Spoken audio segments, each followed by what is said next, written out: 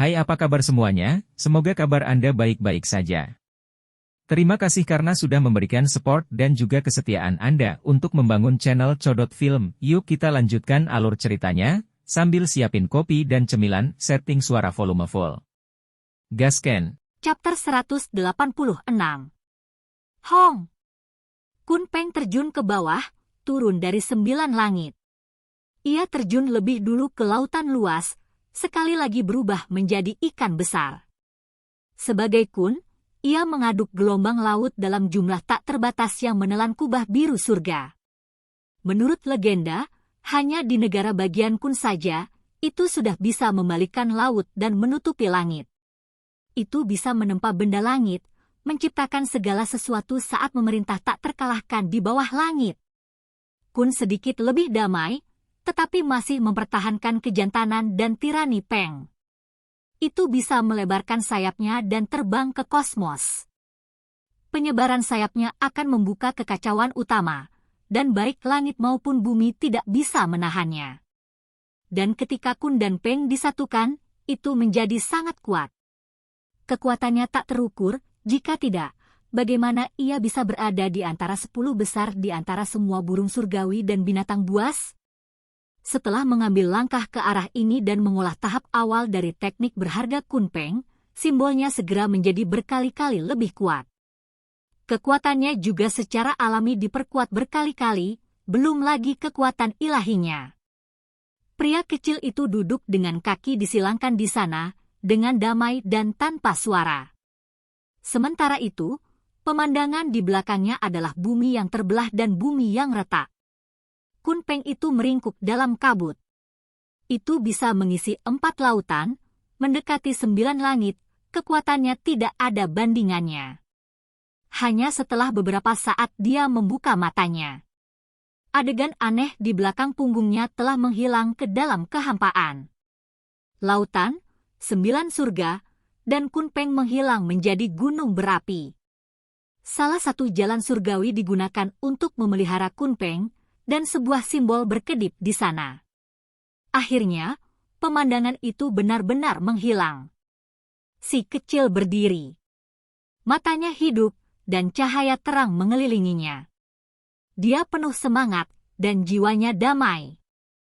Kali ini, tekniknya yang berharga berubah dan naik ke level lain, memungkinkan dia untuk mendapatkan wawasan yang lebih dalam ke dalamnya. Selama 1,5 bulan ini, dia berulang kali mempersonifikasikan Kun Peng. Dari lautan yang melompat ke surga ke-9, ia secara pribadi mengalami seluruh hidupnya. Itu adalah pengalaman yang unik. Kemampuan ilahi yang luar biasa ini melampaui teknik berharga Xuan Ni tanpa diragukan lagi. Setelah perang pecah, kemampuan Kun Peng pasti bisa menyapu teknik orang lain yang berada di levelnya, menghasilkan kekuatan yang tak tertandingi. Kultivasi Kun Peng saya telah maju ke fase yang lebih tinggi. Dia menggaruk kepalanya, dan sangat senang. Matanya yang besar dan murni penuh dengan kegembiraan saat dia berharap bahwa suatu hari, itu mungkin benar-benar menjadi seperti mata burung surgawi.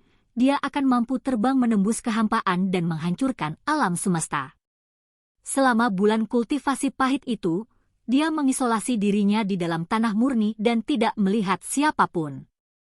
Dia tidak merasa kesepian sama sekali, tetapi sebaliknya merasa sangat puas karena dia terus-menerus menuai manfaat dan memperoleh wawasan. Ketika dia berjalan keluar dari tanah suci, hal pertama yang dia lakukan adalah menemukan King Feng. Setelah itu, ia menemukan botak kedua yang menghabiskan hari-harinya menatap binatang spiritual pavilion surga mending sampai matanya memancarkan lampu hijau. Mereka berkumpul dan dengan gembira menyantap makanan besar. Di dunia si kecil, jika seseorang bisa makan makanan enak setiap hari, maka itu adalah hal yang diberkati. Hairi Bol juga diam-diam berhasil melewatinya. Baru-baru ini, ia sedikit lebih patuh, karena ia mencuri beberapa batang obat roh lagi dari pavilion mending surga, dan karena takut ketahuan, ia terus-menerus bersembunyi di dalam kediaman si kecil. Sisi! Benda emas kecil itu terus berteriak, karena terlalu banyak meminum anggur setan kecil. Seluruh tubuhnya memancarkan cahaya yang berharga, dan ia mulai melakukan tinju dalam keadaan mabuk. Ada beberapa kali ketika hampir menabrak api unggun. Kurang tepat. Si kecil cukup tajam, dan meraih Hairy-Ball sekaligus. Dia dengan hati-hati melihatnya dan memperhatikan bahwa bagian dalam tubuhnya cerah dan cemerlang. Sebenarnya ada tanda-tanda simbol yang mengembun. Dia segera menjadi bersemangat. Kita harus memahami bahwa ini adalah Zuyan, dan mungkin saja ini adalah binatang buas kuno yang sebenarnya. Teknik berharga yang dipelihara di dalam tubuhnya sangat mengejutkan, dan dapat dianggap sebagai kemampuan ilahi yang tak tertandingi. 3 kepala saya, 6 lengan, 72 transformasi saya. Cepat keluar! Si kecil dengan paksa mengguncang bola berbulu yang mabuk. Benda emas kecil ini sangat berbulu. Itu bingung dan disorientasi saat cegukan, membuatnya tampak sangat bingung. Lagi pula, orang ini benar-benar menakutkan. Seharusnya bukan semacam ahli tertinggi yang tersembunyi, kan? Botak kedua curiga karena menatap tanpa henti pada bola berbulu emas seukuran kepalan tangan. Orang-orang kecil menggaruk kepalanya. Saat itu di kedalaman gunung ketika 4 makhluk besar bertarung, selain burung pipit ilahi yang berapi-api, tampaknya ada makhluk emas lain yang tidak jelas yang muncul. Zizei! Hairy-Ball berteriak tanpa henti. Itu memeluk cangkir anggur yang ukurannya sama dengan dirinya dan masih ingin terus minum. Pada akhirnya, itu hampir jatuh ke dalam. Burung itu sangat kuat. Kelompok saudara bela diri semua jatuh karena itu, sangat kejam. Dikatakan sedang mencari anak buas. Mungkinkah itu benar-benar teman adik laki-laki junior? Orang-orang dari Camp Genius muncul. Mereka mengobrol sambil berjalan sambil mencari si kecil. Apakah sesuatu terjadi? Si kecil curiga. Adik laki-laki, seekor burung hitam besar muncul di luar gerbang gunung tidak akan berhenti berkokok. Dikatakan bahwa itu adalah kakak laki-lakimu, dan dia tahu si gendut besar, putri negara api. Ia ingin kalian berdua menyambutnya. Salah satu saudara senior memberitahunya. Mereka berkeliling di sekitar gerbang gunung, dan yang mengejutkan mereka, seekor burung hitam besar turun dari langit dan mengoceh ke arah mereka, berbicara banyak omong kosong. Kata-kata burung hitam itu sangat tajam, memprovokasi sekelompok murid. Mereka mulai melawannya, dan pada akhirnya mereka semua jatuh. Hanya setelah melihat seorang penatua, dia menahan diri dan menyatakan alasannya untuk datang. Si kecil kaget dan langsung menebak siapa yang datang. Ini adalah jarak lebih dari ratusan ribu li yang dipisahkan oleh tanah terlantar yang besar. Orang itu benar-benar melintasinya dan menemukan pintu masuk ini, itu benar-benar tidak sederhana. Huo Ling-er menerima berita yang sama, dan dia langsung membalik meja gioknya karena marah. Dia membawa sekelompok orang bersamanya dan bergegas menuju gerbang gunung. Lemak besar. Hanya surga yang tahu bagaimana nama panggilan sialan itu keluar.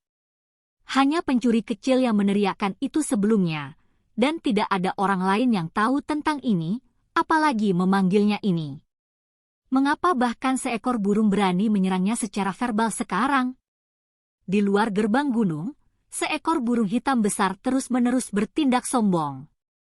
Itu menembakkan mulutnya ke sekelompok murid, berbicara tentang betapa hebatnya itu. Itu berbicara tentang bagaimana ia memakan macan putih, menggigit peng besar, melawan Zujian, dan bahkan bagaimana ia bergulat dengan binatang buas berdarah murni humanoid sebelumnya. Secara khusus, itu masih menjilati wajahnya.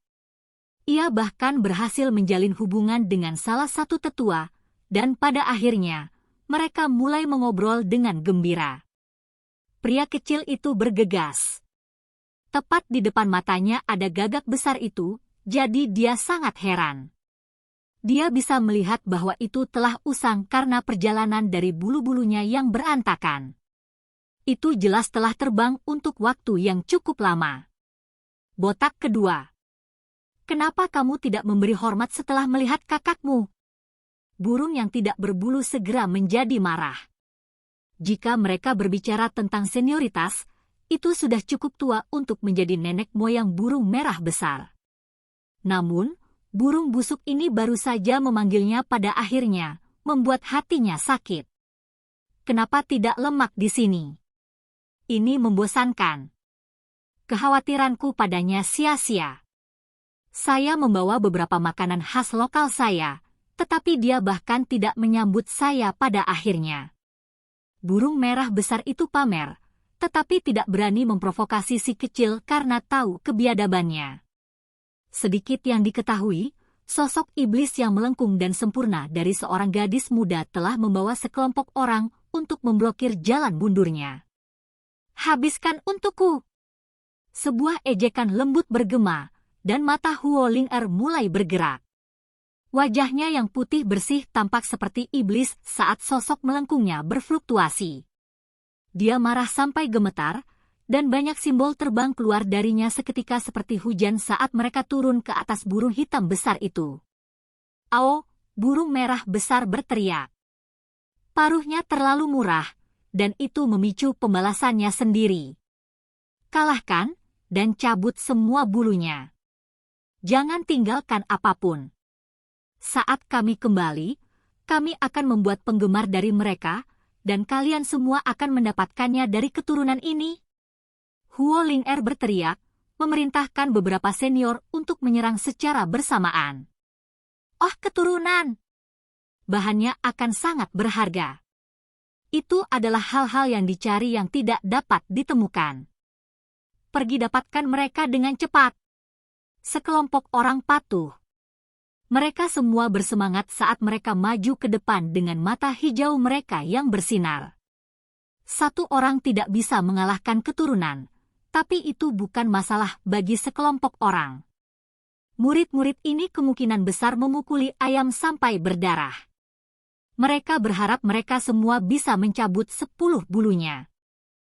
Persetan, burung merah besar itu mengutuk dengan sangat menyesal. Itu seharusnya tidak memprovokasi wanita itu, dan itu meminta bantuan pria kecil itu. Selamatkan aku. Lemak cantik ini menjadi gila.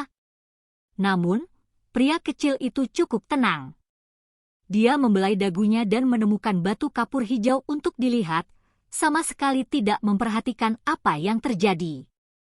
Lemak, apakah kamu ingat?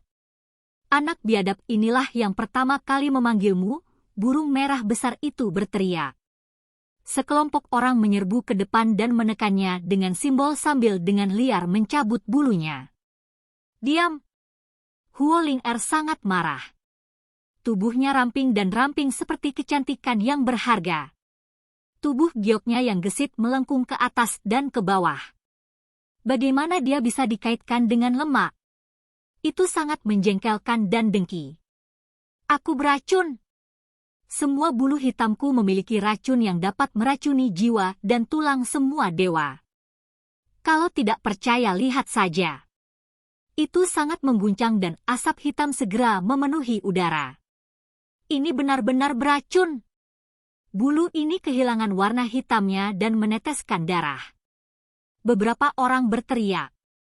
Ini karena setelah bulu-bulu yang diwarnai hitam digosok, kilap merah seperti darah muncul. Jangan khawatir. Warnanya sebenarnya merah, dan bulunya hanya diwarnai hitam.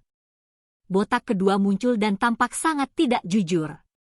Ia menyelinap melewati kerumunan dan menendang burung merah besar itu langsung ke kolam besar di dekat gerbang gunung. Burung merah besar yang jatuh ke air mengepakkan jalannya saat segera berubah menjadi bentuk aslinya. Akibatnya, itu menarik mata merah semua orang di sini karena bulu merahnya tampak lebih indah saat mengalir dengan cahaya yang berharga. Botak kedua, aku belum selesai denganmu. Burung merah besar itu berteriak dengan sedih.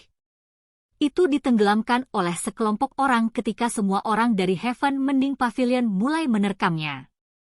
Mereka benar-benar telah membuang semua kehati-hatian keluar jendela. Burung aneh yang tidak berbulu itu menjelaskan, apakah kamu melihat penampilan saat ini? Inilah yang terjadi setelah saya bisa mengungkapkan bulu saya.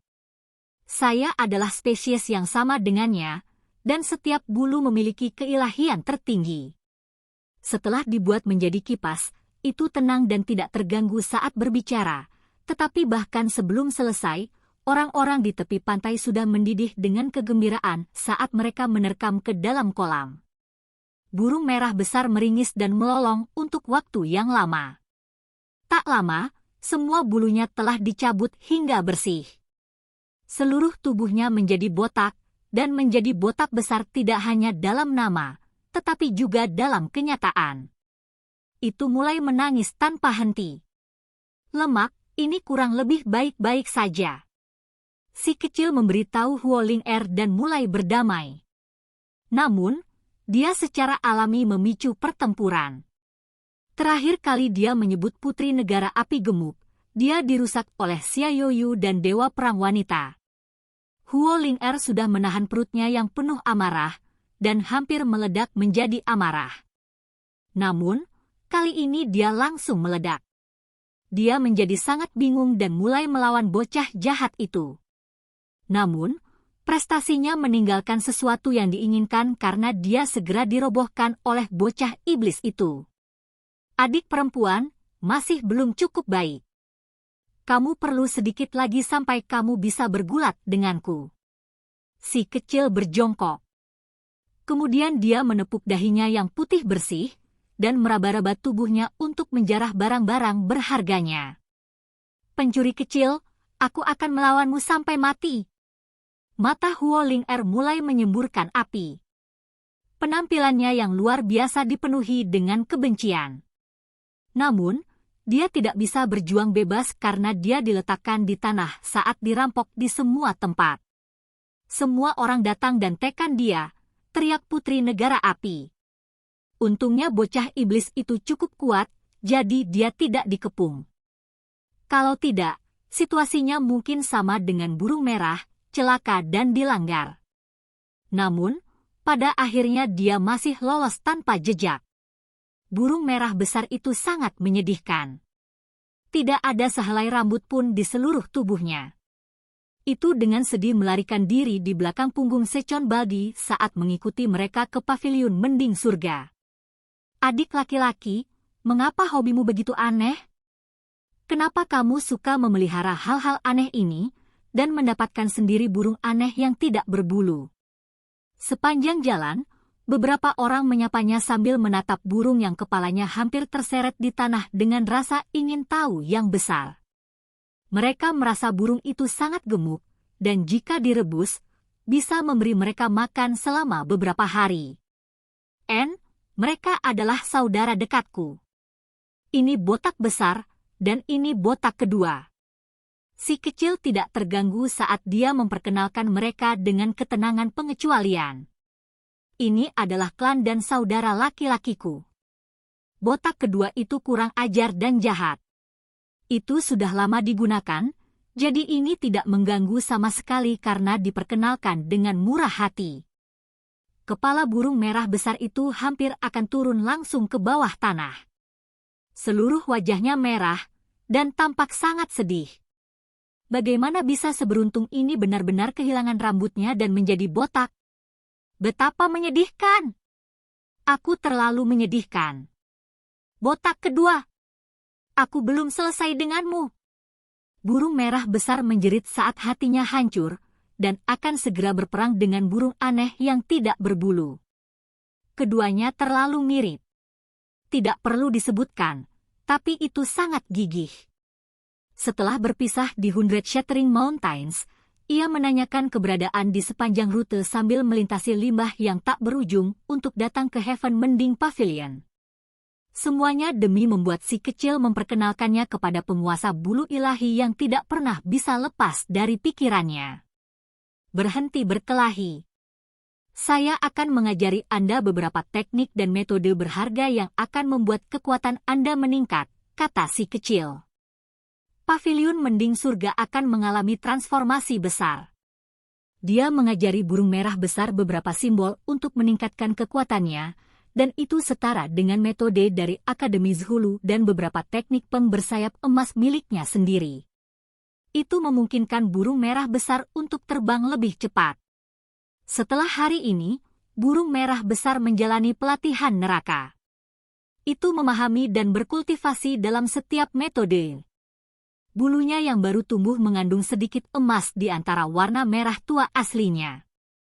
Itu tidak seperti secon baldi yang tubuhnya mengalami beberapa kecelakaan. Itu hanya bulunya yang dicabut untuk sementara waktu. Hanya dalam waktu setengah bulan, ia menumbuhkan bulu baru, dan bisa terbang lebih cepat sekarang. Cahayanya yang berapi-api mengandung warna emas samar, saat terbang, itu menyerupai seberkas kilat.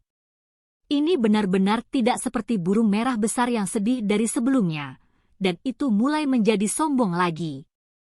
Selama beberapa hari berikutnya, si kecil langsung pergi ke paviliun penyimpanan suci. Dia meraba-raba semua jenis kitab suci setiap hari. Setiap hari, ia melanjutkan perjalanan membaca semua buku dari awal hingga akhir. Dia membaca sekilas teks yang berbeda yang mencakup semua jenis mata pelajaran. Awalnya, dia tidak merasa mendapat banyak imbalan, tetapi setelah berhari-hari membaca, si kecil secara bertahap menjadi lebih bersemangat dan bersemangat. Dagingnya terus-menerus menjadi lebih kuat dan menuai banyak manfaat.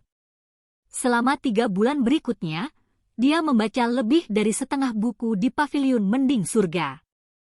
Kadang-kadang, dia bahkan pergi untuk memohon kepada roh penjaga, menunjuk ke tanah di bawah akarnya, karena di sanalah tulang kunpeng digali. Sayangnya, dia tidak mendapatkan satupun dari mereka. Pohon anggur itu bertindak seolah-olah telah memasuki tidur panjang yang sunyi. Pada akhirnya, dia dengan sepenuh hati mengabdikan dirinya untuk membaca setiap buku di dalam paviliun penyimpanan suci, dan mendapatkan beberapa teknik kecil. Hari ini, penjaga paviliun penyimpanan suci, Tetua Liu telah memilih beberapa kitab suci untuknya. Semuanya tertutup bulu listrik saat cahaya gemuruh melonjak di sekitar mereka. Simbol mereka sangat rumit dan misterius.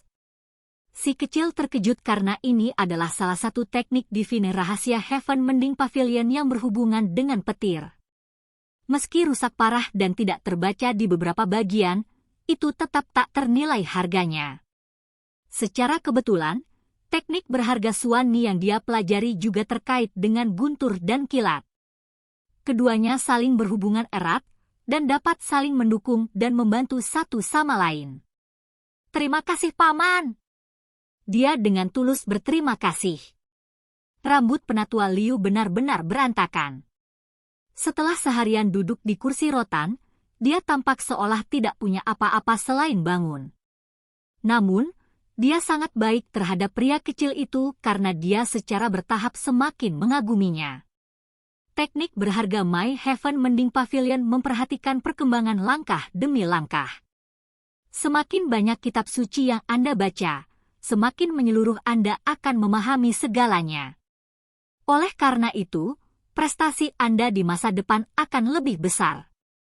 Alasan mengapa saya tidak membiarkan Anda segera mempelajari teknik rahasia kami yang berharga adalah karena Anda belum mengumpulkan cukup pengetahuan. Anda telah membuat terobosan terlalu cepat dari sebelumnya, jadi Anda perlu mencernanya melalui membaca tulisan suci untuk menyelesaikan kesulitan Anda. Kata Penatua Liu. Si kecil terkejut. Orang tua ini paling menakutkan. Dia benar-benar bisa melihat melalui tingkat kultivasinya seperti kakek hantu. Jelas, ini adalah ahli yang tak terbayangkan. Dia menjaga paviliun kitab suci setiap hari, jadi bagaimana mungkin dia tidak tahu buku tulang apa di sana? Alasan mengapa dia tidak memberikannya kepada si kecil sebelumnya adalah karena dia tidak ingin dia terlalu cemas. Ini bisa menjadi masalah jika dia menjadi terlalu tidak sabar untuk mendapatkan hasil yang cepat. Ini adalah ahli tertinggi, dan orang dapat berasumsi bahwa murid lain juga menerima bimbingannya ketika mereka datang untuk memilih kitab suci. Dia mampu melihat semuanya dan memilih kitab suci yang paling cocok untuk setiap individu. Teknik berharga terkuat di sekolah kita sebenarnya adalah teknik penyembuhan surga. Sayangnya itu hilang di zaman kuno. Pertempuran itu terlalu mengerikan. Berbagai orang suci berjuang untuk mencapai dominasi, para dewa menjadi gila, bahkan roh penjaga Tuhan kita hampir binasa. Penatua Liu menghela nafas. Rambut putih di kepalanya acak-acakan, membuatnya tampak lebih tua saat dia merenungkan pertempuran itu. Yang terpenting, Paviliun Mending Surga sedang menghadapi krisis saat ini. Akan segera ada sesuatu yang mengejutkan yang akan terjadi, jadi dia tampak lebih kesepian sekarang. Sejak hari itu dan seterusnya, si kecil mulai mengolah teknik berharga gaya petir. Dia mencurahkan semua usaha, pikiran dan tubuhnya ke dalamnya, memandikan dirinya dengan kilat setiap hari saat listrik menari-nari di sekujur tubuhnya. Dia membenamkan dirinya dalam metode kilat, mengabaikan semua kebutuhannya dan melupakan yang lainnya. Dia menggunakan petir untuk membersihkan dan memurnikan tubuh fisiknya, perlahan-lahan memperbaiki otot dan tulangnya. Dia bahkan menyemburkan petir dengan setiap napas. Kamu telah datang. Ini adalah gunung spiritual. Bulu-bulu listrik yang dipancarkan oleh petir menjalin langit di atas, menari dan menyerang dengan liar dan keras, mirip dengan hamparan lautan yang luas. Ini adalah tempat budidaya tetua petir Emyuyan. Hanya ada satu aula di keseluruhan puncak gunung, dan itu melepaskan aura abadi di tengah kilat. Petir adalah salah satu teknik berharga rahasia Heaven Mending Pavilion, jadi itu sangat penting. Selain itu, tempat ini dianggap sebagai tanah suci. Biasanya, tidak ada yang diizinkan untuk mengunjungi. Si kecil datang ke sini di masa lalu sebelumnya untuk memohon bola berbulu dalam upaya untuk menyelamatkannya. Ini adalah kedua kalinya dia naik gunung untuk meminta audiensi dengan tetua petir. Kali ini, dia meminta bimbingan tentang teknik rahasia yang berharga. Saya dengan rendah hati meminta bimbingan. Si kecil berkata. Penatua petir tampak perkasa dan kuat. Rambutnya sekokoh jarum besi, dan ketika kelopak matanya terbuka, petir yang sangat menakutkan berkedip. Bahkan saat dia berbicara, aliran listrik menyembur keluar dari mulut dan hidungnya, menghasilkan gemuruh rendah. Ini menciptakan pemandangan yang sangat menakutkan. Dia berusaha untuk tersenyum ramah saat dia berkata, luar biasa, akan ada hari di mana Anda akan bersinar dengan kecerahan luar biasa, dan reputasi Anda menyebar ke seluruh negeri yang luas. Mungkin Anda bahkan dapat meninggalkan pemborosan besar untuk memperebutkan lebih banyak kekuatan. Meskipun dia terlihat sangat galak, dia memperlakukan pria kecil itu dengan kebaikan yang tak tertandingi. Dia dengan hati-hati memberikan petunjuk, mengajarkan semua apa yang dia pahami tanpa sedikit pun keegoisan, memungkinkan bocah itu untuk maju pesat dalam pengetahuannya tentang kilat. Oke guys, jangan lupa like, comment, share, and subscribe di channel Codot Film. See you next video, peace out and bye-bye.